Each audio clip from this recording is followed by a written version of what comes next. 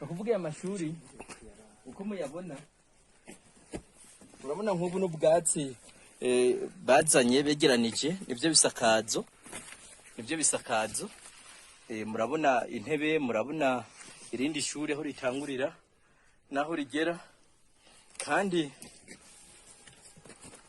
aya mashuri yigiramo abana batari bake, murabona ukuntu aha barugaye kugira barindire abana bagaruke mu mashuri bongere bige igice cya gatatu. Aya mashuri rero aramaze igihe yubatse uko nyene, kandi saya yonyene n'ahandi hose aho tugenda dutembera.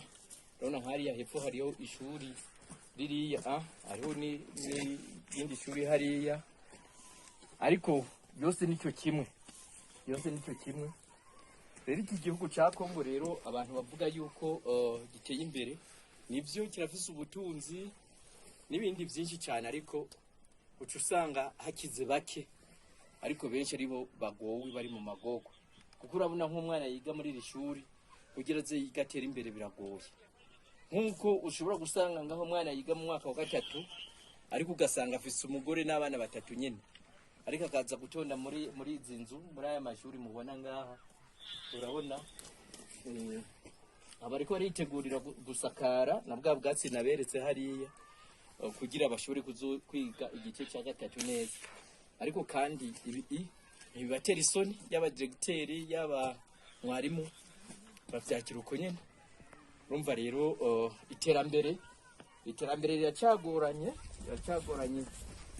muri iki gihugu. Urabona ukuntu ringana,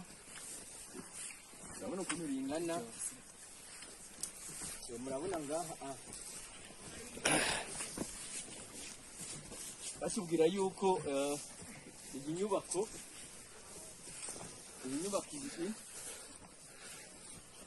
mubona hanininya, ko ubwa mbere yarigizwe n'ibiro bya directeur, nyuma baza kuyihinduramo ishuri. Yari intuze n'ibiro bya directeur na salle de prof hajya, nyuma baza kuyihinduramo ishuri. Ukwegera imbere ukaraba ikibaho bigira